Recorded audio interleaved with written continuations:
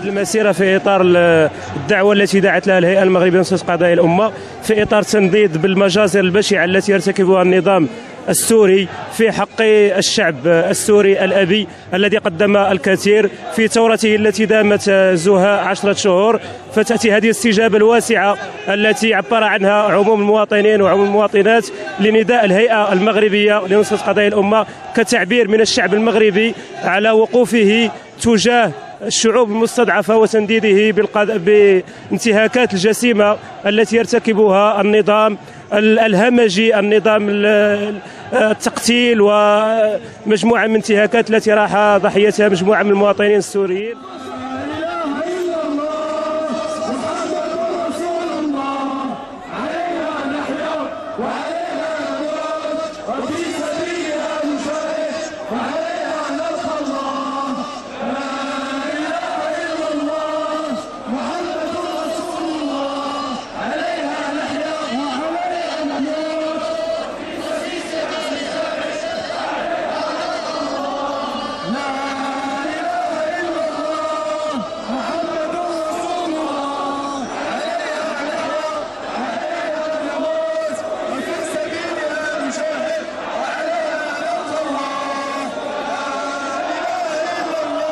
هذه المسيرة التي دعت لها الهيئة المغربية لنصرة قضايا الأمة تأتي من أجل الدفاع عن الدم المسلم الذي يرق في أرض سوريا.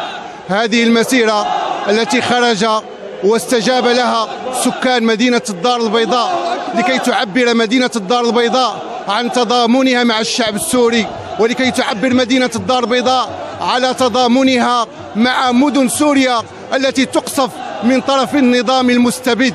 مدينة الدار البيضاء تخرج اليوم لكي تقول لا لإراقة الدماء في سوريا، لكي تقول لا للاستبداد، لكي تقول لا للظلم، لكي تقول للشعب السوري هناك أننا نحن معكم يد واحدة، وأننا معكم بقلوبنا، وأننا معكم بأجسادنا، وأننا ضد إراقة الدماء، وأننا ضد أي سفك وإزهاق للأرواح.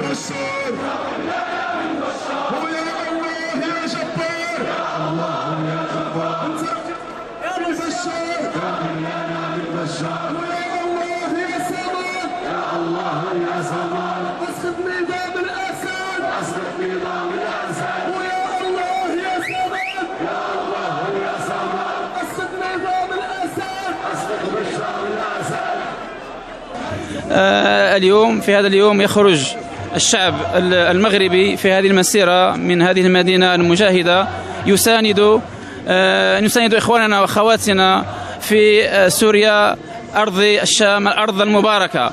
فنحن من هنا من هذه المدينة من الدار البيضاء نحيي إخواننا وأخواتنا هناك ونشد على أيديهم ونترحم على شهدائهم ونقول لهم إن النصر بإذن الله تعالى قريب، ونقول لهم مزيد من الصبر في مواجهة الطغيان. فلقد أبنتم عن صبركم وعن قوتكم وعن شهامتكم وعن شجاعتكم، فلا تتراجعوا أمام هذا النظام الذي يقتل أبناءنا هناك في سوريا. فمزيدا من الصبر ومزيدا من الثبات إن شاء الله عز وجل، فإن النصر مع الصبر.